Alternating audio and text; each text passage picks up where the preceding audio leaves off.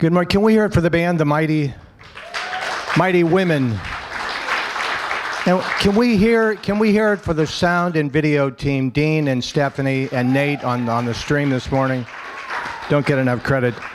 My name is Marianne Hazen's husband, Scott. People like my wife, so by introducing myself that way, I get points I wouldn't normally get. We're going to feature a special video here today, but Jeff asked me to be MC for the service today, and I thought that was kind of an interesting choice of words. Title, MC. So as we celebrate my wife this morning, let's celebrate a couple of other things. Ceremony, by definition, by the way, is a formal religious, which I didn't know, or public occasion, typically one celebrating a particular event or anniversary. I may be overthinking this title a little bit, but let's find an anniversary in church this morning. Who has a wedding anniversary in August? All right, so we're going to celebrate you as well today. Happy anniversary. And notice his bride is not here with him today.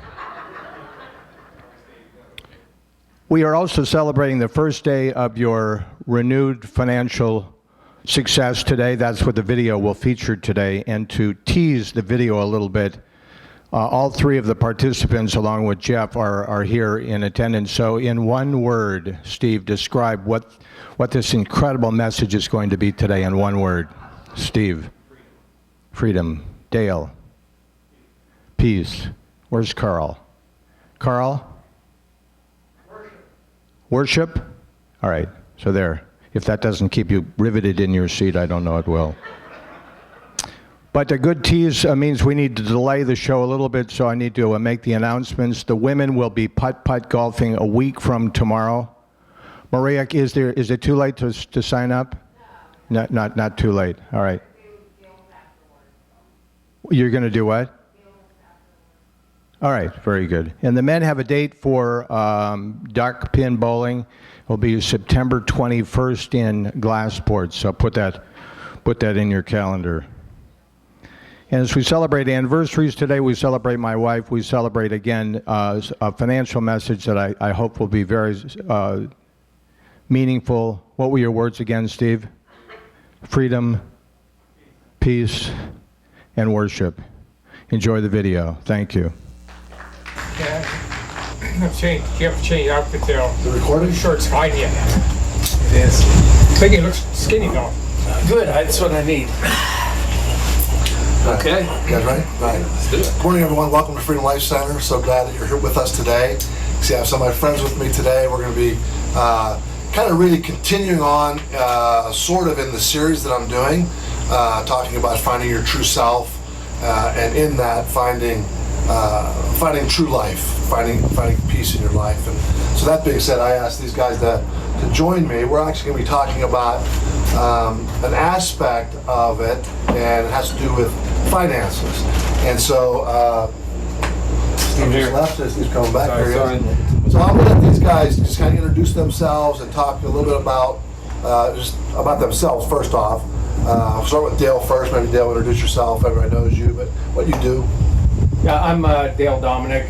I have a financial planning firm, so I help people plan for retirement and build their financial net worth. And so we're going to be talking about this financial piece aspect of it. And what's the guy's name again? Dave Ramsey. I'm sure everybody's heard of him. Financial piece. Dave Ramsey puts on these seminars. Isn't that right? And you've been trained in that with him. Is that right, Dale? Yeah, what Dave Ramsey does, he does a lot of podcasts and financial training, and his big belief is getting people out of debt and living financially freedom in life. And I've been thinking of that for a long time, asking Dale to bring his expertise to us and kind of help in this way. So I thought this was a great opportunity. I've asked Steve also. Steve, why don't you introduce yourself and what area you're coming from? Yeah, so good morning, everyone. I am Steve Gardner, for those of you that do not know me. So the area of my expertise in the financial world is really is insurance and protecting the assets that all of you and all of my clients have worked so hard to attain, just protecting those things. So I come from the insurance world. So I appreciate that. Everybody knows Carl. Carl, introduce yourself. And Carl has too much background. Don't talk about it all, Carl, but talk about someone. Well, it's Carl Bauer, and I'm at the other end of the age spectrum, not only younger end. And I'm basically a consultant and advisor now, but during my life I've been in both private industry and government and in the military, and ran research and ran corporate investments. Carl also worked in ministry. Carl was pastor of a church for a time, so he comes from very diverse backgrounds. I probably know the least about all this, and so I'm going to be more of the moderator. But I've read quite a bit on Dave Ramsey's course. I've never taken it myself, but so much good information. And let me just say this from the outset. Really what I'd like to do is if we find people are interested in this, and they want to know more about this, figure out some way to get more training in it, whether it's online stuff, Dale, you probably have things that you could bring our way, or whether you'd want to have maybe a class like that, and we could all, take part in that and to teach people. I think it's really, really important. Now, let me just say, I think that this idea of financial peace, anybody could attain financial peace. What I mean by that is get to a place where they're not in debt.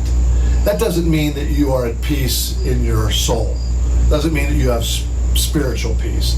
So this is an aspect of our lives, and I think that when you begin to get closer to God, I believe this, get closer to God and align yourself more with the way He desires us to live, a natural byproduct is going to be like this Dave Ramsey course. A natural byproduct is going to be, look, I want to be prudent with my life, all my resources. How do I live within my means and so forth? So, Dale, why don't you, since you're most trained in this or knowledgeable in this, why don't you talk about the steps, if you could, first, and then maybe we could pick up on a couple. The one that I really want to maybe develop is the idea of, I forget what he calls it, but where you take your debts and you pay off your Debt snowball, yeah. the debt snowball. Yeah. So talk about all of them first, Dale, and then we'll maybe land on one or two of them. Sure. Well, there's actually the 7 baby steps is what Dave talks about and going through that.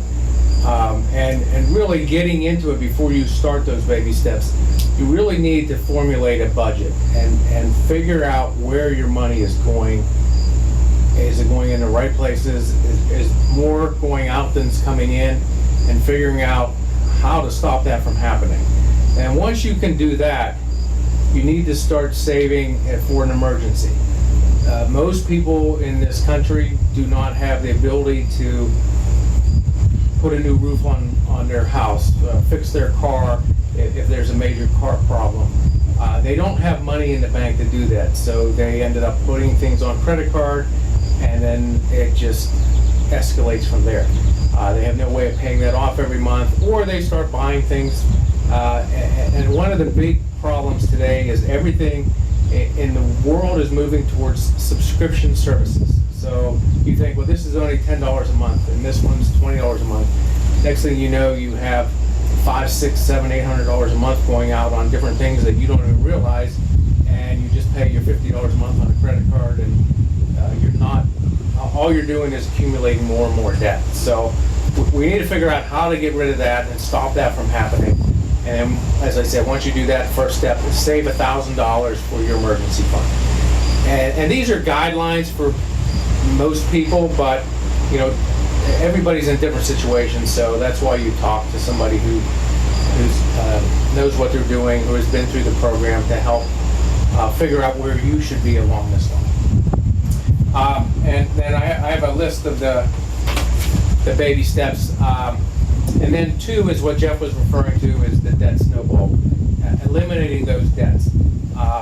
And through the Ramsey course, most people, we try to get them to eliminate the smallest debt first. And sometimes that's not as intuitive as most people think, because you might have a debt that has a higher interest rate. But psychologically, if you have smaller debts and you can start paying those off and get rid of that small bill, and then you start compounding it onto the next one and get rid of that bill, sooner or later you can end up paying everything off. So that's kind of through the program, you figure out that's the best way to attack this. And then you want to accumulate 3 to 6 months in savings to try to have that for bigger emergencies or just for something to lean on if somebody loses a job or somebody gets sick or something like that. And then once we can do that, we want to save for retirement. So we want to try to get 15% into your retirement plan. Most cases, a Roth makes more sense than a traditional 401k. But again, you need to talk to somebody and figure out, in your case, does that make sense or does it not make sense? Then you want to look at college funding. If you have extra money, to put that aside. People come to us all the time and they're taking out second mortgages to fund their kids' college. But kids can take loans out for school. You can't take a loan out for retirement. So you kind of have to figure out what you're doing first. Maybe you don't even take all that money out for school. Maybe the kids live at home or go to a cheaper school. There's different things to look at. Then you want to pay off the home. And then finally, you want to build wealth and give generously. So let me ask you, Dale, is that those baby steps, are they to be followed in that order, or is it kind of, you can do them all kind of the same time, or are there ones that they recommend first? No, generally you have to go in that order. You go in that order? Yeah, Okay. I mean, not everybody follows it to the T because sometimes if your company only matches your 401k, if you contribute, you might be giving up free money if you don't match. But generally, Dave recommends you go through in order, and that's Okay, gotcha. So I want to turn to you guys here. Dale said something at the very beginning before he got into that I think is hugely important, and I think we should maybe spend a little time talking about it from your guys' perspective, because I don't think a lot of people know how to do this, and I think that a lot of young people need to hear, older people, raising a family, have done this, and that's just set a budget. And I think in this day and age, like no one thinks about a budget, right? Why don't you two talk about that? Maybe start, Steve, talk about like a budget. What does that look like for your family? Because I know you talked to me about doing that, about setting a budget, and you recently made some changes in your life with the club and so forth because you have a budget. You're saying, okay, there's no money for that. Yeah, so, everybody has to have, you have to know where it's going. So Dave Ramsey calls it every dollar counts, right? Every dollar has a place. So if it doesn't have a place, it's going to be subject to your whims and your desires and your immaturities, and it's just going to go out the door. So a budget is going to allow you to say, okay, this is what comes in, right? And then this is what I'm committed to. This is where I put myself in my life. So, and some of it is necessary. Your mortgage, your heating bill, your electric, like you're not going to get away from that. Then you may have car loans, you may have credit card loans, you might have, other consumer debt that's taking up space that it shouldn't. But anyway, you're listing all those out in a budget. And so, in any given month, there's not a guess. It's not, well, hey, should we?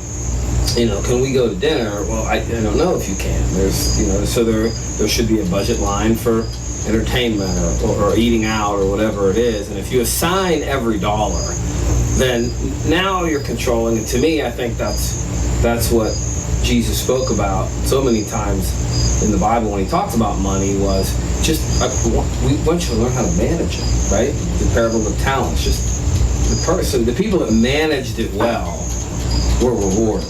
All right, the last guy kept all the money, like he didn't lose anything, but he was chastised for not managing the gift that he was given well. And listen, present company, like me for sure, I don't know about you guys, but I started to make a lot of money when I was young, and I didn't do the right thing. I was subject to the whims of the world, and I was just very immature, and I had to learn the hard way. And so I have actually been through we'll go to Carl, but I've been through the Dave Ramsey program, for the most part. And if you do it in order, you can bring financial peace to your life. I'm going to come back to that order here in a minute because I have something I wanted to talk about the order, but go ahead, Carl.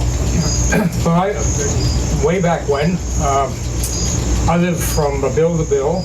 I lived pretty much whatever I had to pay the bills. Like back then, you didn't seem to have all the credit cards come at the same time of the month. So I had credit cards that bills were due in the first 2 weeks, and in the second 2 weeks I had another one billed. So I was trying to keep up with the flow by never, missing a payment, but never paying them off.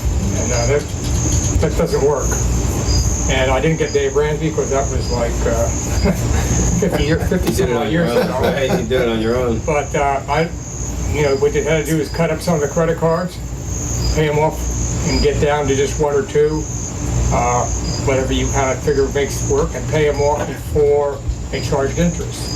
So, but we also had a budget, which, if you think about a budget in the money way, it's a strange territory if you haven't done it. But if you think about the budget like scheduling things, if you have a doctor's appointment, you have to be at work on time. And the budget is kind of the same idea, it's just about money instead of clock. But there's a clock involved because you got to keep the budget within the calendar for the month or the week, whatever you're doing. And part of what deals with that is your paycheck. When do you get paid? You get paid once a month, twice a month, every week. If you're doing piecework, you may get paid as you finish the job. And you have to figure how that works because you have to get order into your life to be able to manage the flow of things going through your life. And you also have to have the discipline to say no to something you really want to do, but you know you don't have to do, but you break the budget if you break the rules. Once you do that, it's like being on a diet. That one cream puff gets you right off the diet. So my guess is the Dave Ramsey course is here and it's good. And somebody listening might say, oh, that's good, but I don't need that.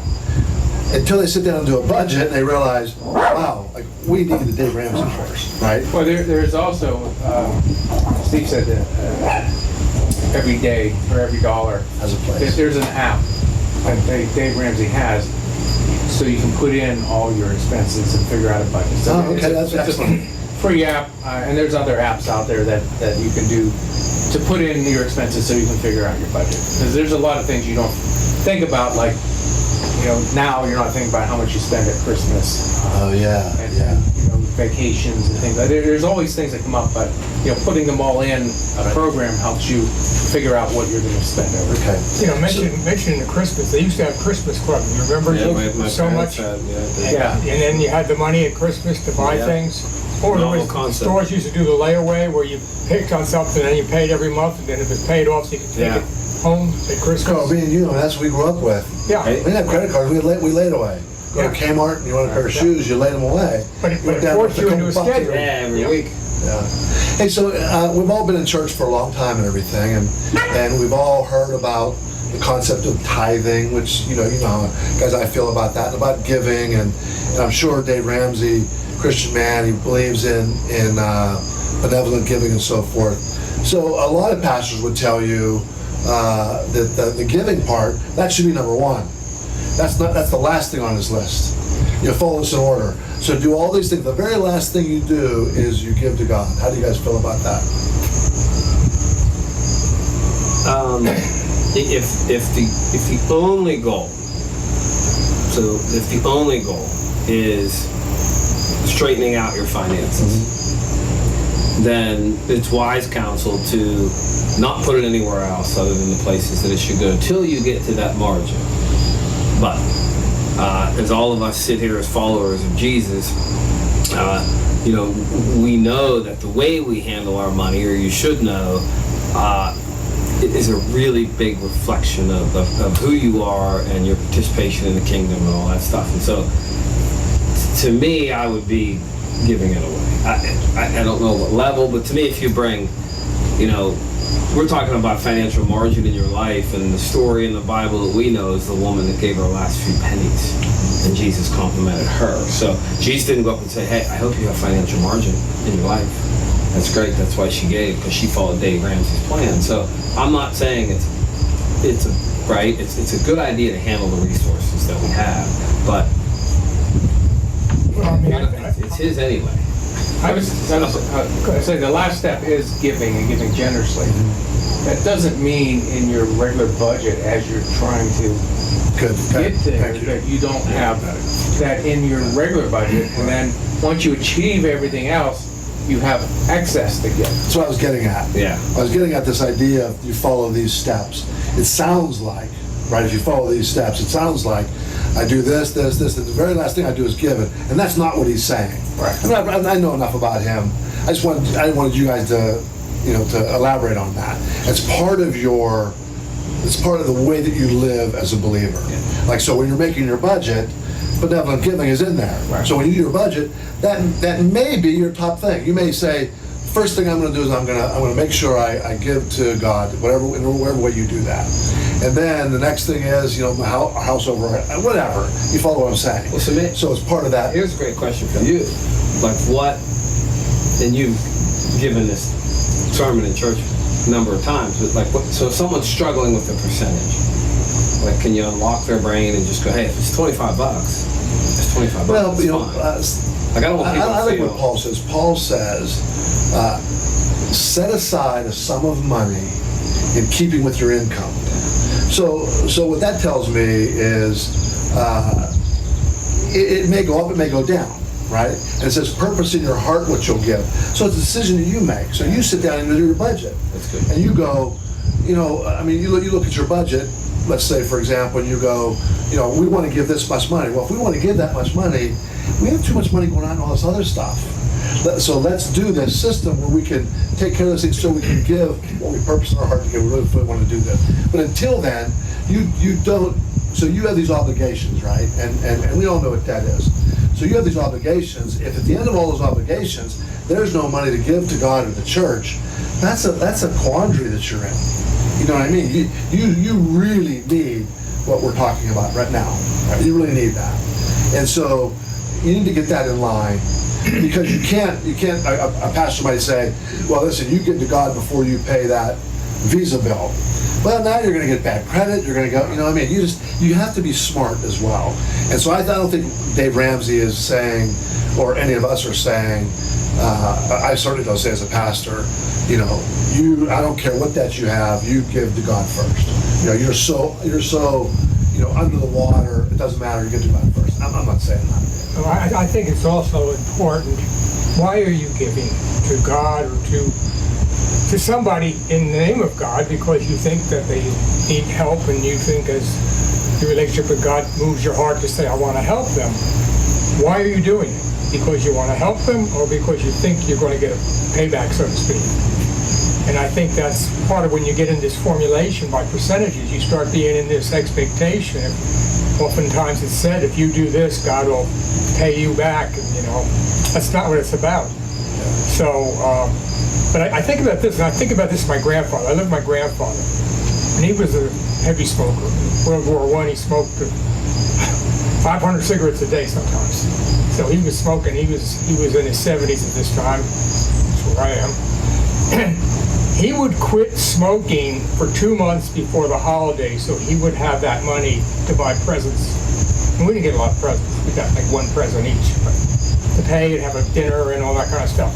But he never said anything. I didn't realize it until I was older that I always thought he was starting to quit. It wasn't a big thing back then about quitting, but his way of dealing with it was he knew that money was just something he did because he was addicted or he wanted to. But he also had the willpower to say, well, yeah, but it's really not, I don't really need to do this. And so that's part of what you learn, to figure out what do you need to do, because most of the time while we're underwater on our money, it's because we're doing things that we want to do without ever saying, but do I really need to do it, or do I need to do it as often as this? That's part of what you learn in the process too, as you try to keep this. I think if you have, and you have to determine this in your own heart, if you have a dream for freedom in that space, and I have to believe if you're struggling with money as I have, you really desire that more than anything. And I think that's why Jesus talked about it so much, is he understood what it could do to you if you didn't handle it properly, right? And so if you get it right, then you can give help. You can have the things that you want. That's right. All that's too, I just think in your heart, talking about the giving thing, if he's always first, well, hey, I mean, it's not our money, right? And that's a whole nother conversation. I mean, that's his. Yeah, but So I if think we're managing it, not owning it, right, then you got to manage it well. Yeah, but I also think that what I've found experientially, but I've also found in other lives, that as you change and get disciplined, you find yourself not wanting some of the things you used to Very want. correct. And Very so correct. So you true. you don't have to make, you don't have to give up because you don't want to spend it there Hey, anymore. what was your old joke? What's that? What would you say all the time about being in a grocery store? Oh yeah, yeah. You- That spontaneous buying. He said the racks at the end of the aisle for me. are for me. For people with my personality type. Right. I want to talk about that. So this series that I'm teaching right now, and I'm teaching it to me because this is really the direction I want to go in my life spiritually. And I think a byproduct of this is just what Carl said, which you guys I know would agree with, is when you start to get I'll say it in churchy ways, I don't know how to say it right now. When you start to really get your relationship in line with God, you start to live, like Christ, you start to do that. The things in which you desire are different. So the ego is about me and about the things that I want and how people perceive me, and I want to be perceived. And that's all of us. We all struggle with that. And hopefully the older you get, like I know Richard Rohr talks a lot about the second half of life, and I'm certainly not in the second half of life. I wish I was. I'm not. My aunt right now, and this isn't because of her age, but she's 86, but she's in the second half of life. And how I know she's in the second half of life is things don't matter to her, Just talk to her. right? And so she's like, hey, here, you go over her house. Here, take this. Whatever it is, this Ninja blender, like brand new. What do I need this thing? Take this thing, and just giving stuff away. Things don't hold on to her. And I think that as we're, the first thing you have to do is you have to build your ego first, right? Who you are, and that's normal. But only to the place where you realize the ego is not what you really want to live by. You want to let that go. And so we're still, especially, we still have kids and we're still in that process. Carl's probably, a lot further down that road than we are. And, in business and what other people think and, that kind of stuff. And I want us to know that we're not meant to live that way. I'm not saying this message series is going to change us, just like that good series. But to give us the information to know that we're not meant to live that way. And when the further you move away from the trappings of the world and being led by the ego, the more this stuff is just intuitive.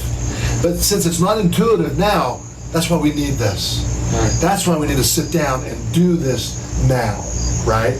Because we're not there spiritually enough. I told you about our friends in Africa, how they set a budget of what they needed. Now, it's a little bit different for them because their money comes from the outside. People give them their finances. And but after they meet their budget, anything extra comes in, they see themselves as not receptacles, but as a conduit. And so they say, God, we're conduits for you, because how does God take care of people? How does He move? He does it through us. He does it through believers.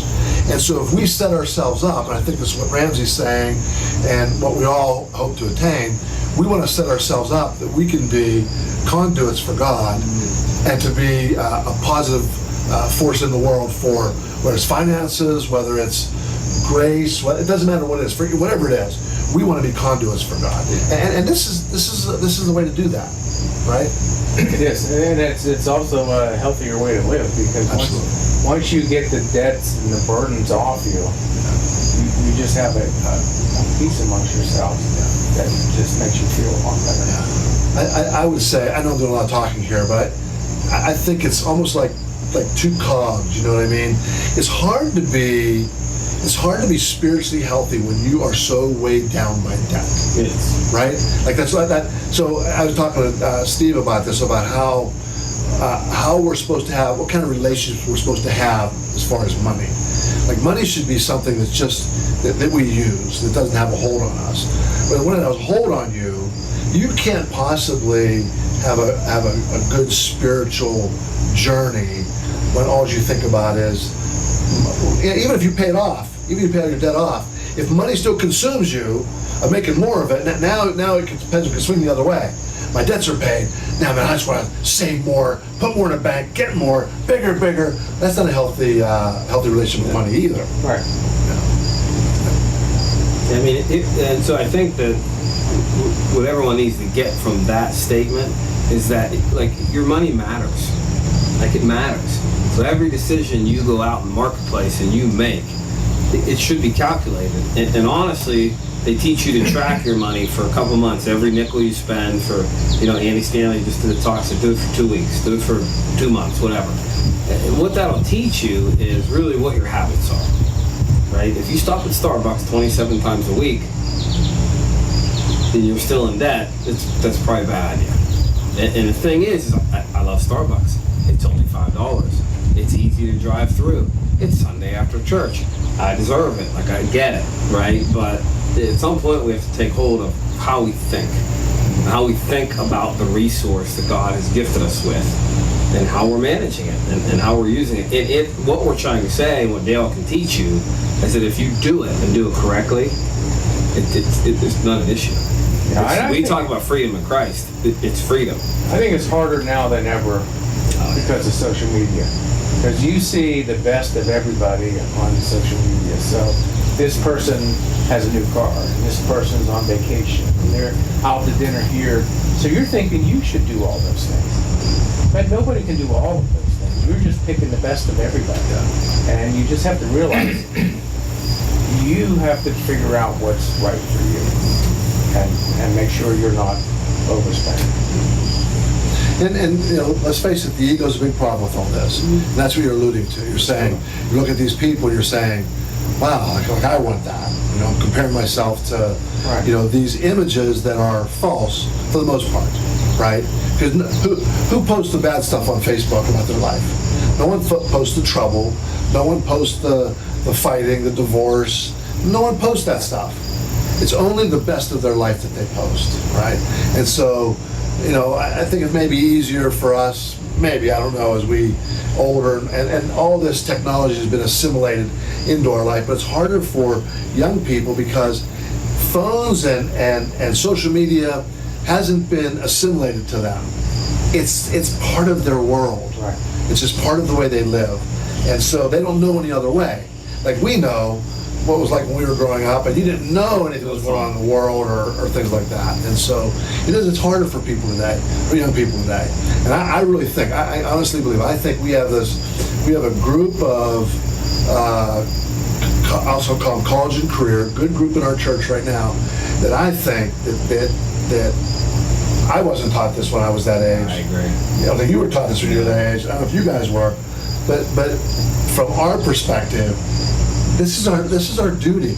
I really think it is. I agree. This is our duty to sit down with them and say, look, I know it's a different world, but let's talk about some of these principles that are gonna save you a lot of heartache, potentially save you a lot of heartache when you get older.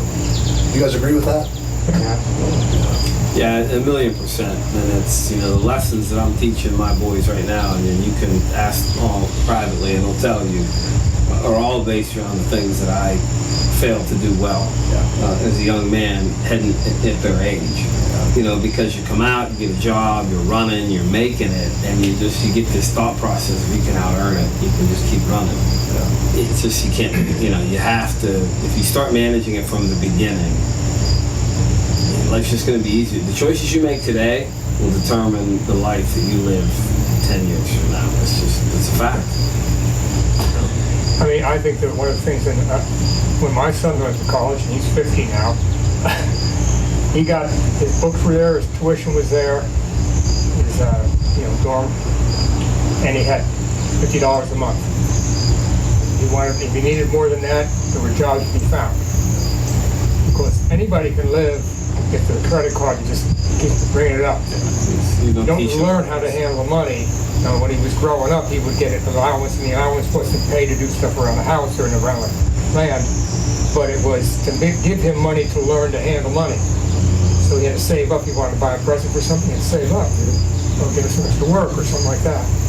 And I think it's done a mistake because he has a great budget. I sometimes wonder how they do what they do on his budget, but they do. Although once in a while we help.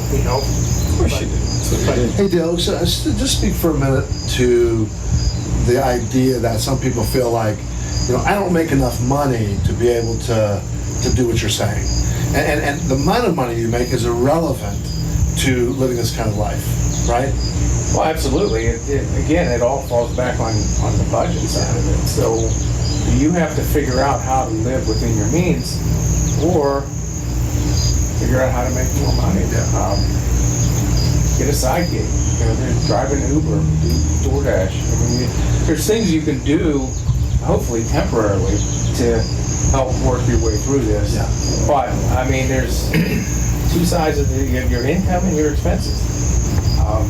You got to figure out either raise the income or cut the expenses. There's only a couple things you can do. The sad part of all this is that we watch our government. I don't care whether it's local or whether it's our federal government, just have no regard to this whatsoever. Just spend money and just keep spending it and spending it. And I think that whole mentality just permeates our culture, right? And I think the whole country's just in financial straits because of it. I mean, I think It goes along with what I was saying. If you can spend it and somebody's always going to put more in your hands, Yeah. you have no valuation of it. And, when our country was first founded, there wasn't an income tax. Yeah, responsibility is right, like you said, Carl. Right? You have to teach responsibility, or you have to learn responsibility. Sometimes you learn it the hard way. Yeah. Giving that credit card, we all know it's easy to spend somebody else's money. Yeah? You know what I mean? Somebody gives you a credit card and said, "Here, go out to dinner." Wow, that's easy. Right. You know what I mean? When it's your wallet, you have cash in your pocket. That's a different story. Totally different story. Yeah. All right, good. You guys have any final thoughts on this or last comments? We'll kind of go around. Dale, you want to say any final words? No, I think that it's a great way to live. I think it will bring you closer to God. And, maybe Dave Ramsey isn't the right way, but there's other ways to do it. Just figure out on your own or with help from somebody what is the best way for you to get debt out of your life. And we start with your own budget, right? Right. And maybe what we'll do too is I don't know who will be at service this morning to be able to facilitate it to the end, but maybe we'll come up with some of those apps, Dale, and we'll make a slide. We'll show those slides where people can go. Whether it's Dave Ramsey's, and just go on there and start to see what it looks like. What does it look like to start a budget? I just think sometimes we talk about things. Like I know as a pastor, we talk a lot of times about prayer. You should pray. Some people have no idea how to do that. So I think right now we're saying a budget. We're using a word that we're all familiar with. I think sometimes people just don't know. I don't know how to do that. I don't know. Where do I start? Right? Well, you can even use something like Quicken, and it'll import your bank account straight into Quicken. Okay.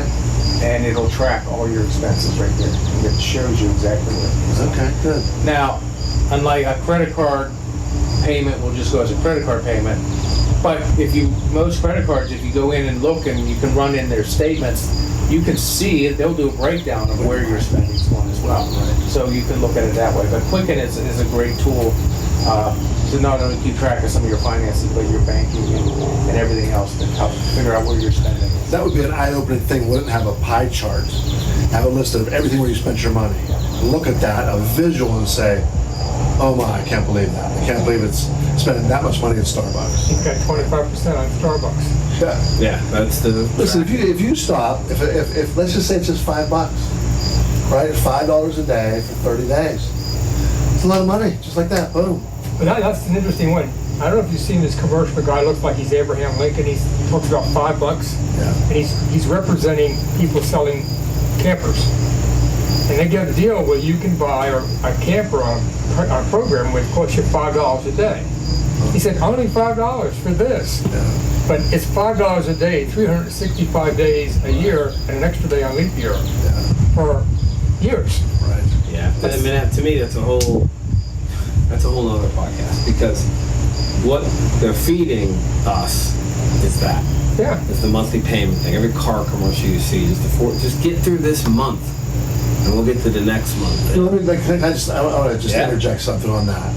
When we're being advertised to, and I know you guys know this, but maybe you've never heard it said this way. They're not selling us a product. No. You know what they're selling us? They're selling us an emotion. And we're emotional beings. And that's the thing about money, right? If you are one of those people that those emotions, and you're spending money like crazy, because that's what they're selling. They're not selling the camper. They're selling the adventure. They're selling the emotion of the excitement being out there on the open road and all that So kind of true. stuff. That's what they're selling. They're not selling the camper. And campers break down. They're talking about, you have to stop on the side of the road. You have to hook it up and, evacuate the And I think, can. Soil tank. yeah, and I think the message should be is that there can be freedom from that, right? Because there's no one sitting here, Navy Dale, but there's no one sitting here that hasn't succumbed to that. I mean, how many nights have we been at dinner? And I pulled out a Marriott credit card and I got you, Joe. I got you. Hey, no, the guy- You've never done that. Never. Okay, maybe not for him, but for them. So right, and then you look up and you go, holy shit! I spent what was the church? Sorry, $1,000. I'm like, can we cut that out, maybe? I didn't say that. Just ruined the whole podcast. It was 45 minutes. Sorry, we're gonna have to cut that out. Anyway, we're gonna find a way to cut off the end. Carl, any last thoughts? Well, I think one of the things to think about, if you start to do this and you look at the bills that you have, and honestly ask yourself, how much do I have of joy for more than I spent? And like you were all saying, the moment was like, wow, but now I got this thing that gets in the way of doing something I really think is important. Yeah, so true. I want to send my kids to school, or one of my kids needs an operation. I don't know where we'll get the money. I should have medical insurance, but I can't afford it. We don't do that comparative because we're on the high. Yeah. We're all junkies, so to speak, on that emotion. Okay, good. Listen, guys, thanks so much for being part of this. I don't think, Carl asked when we first started this, is this going to be a series?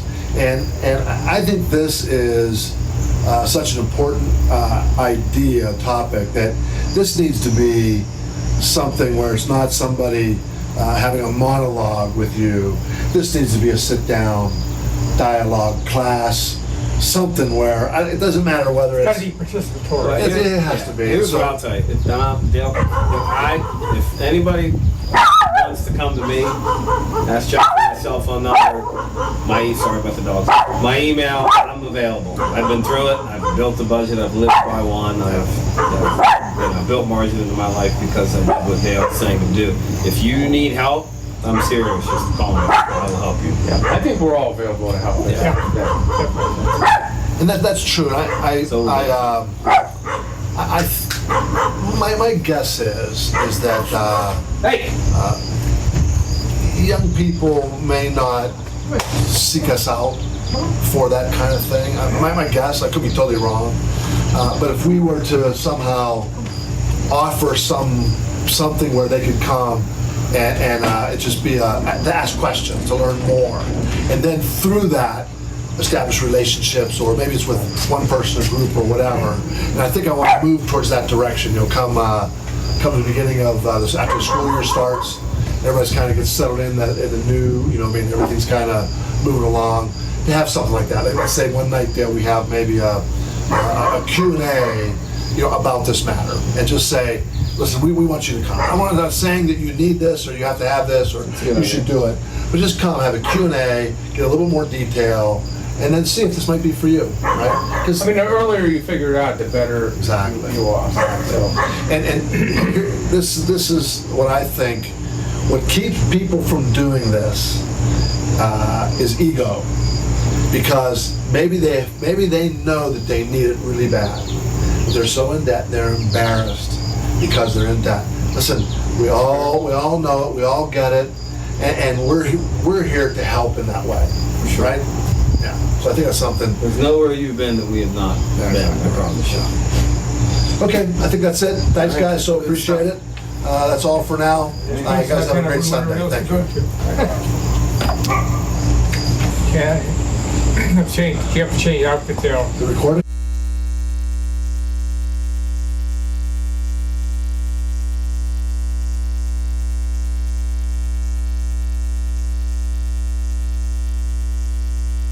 This is how to get fit. This is a metabolism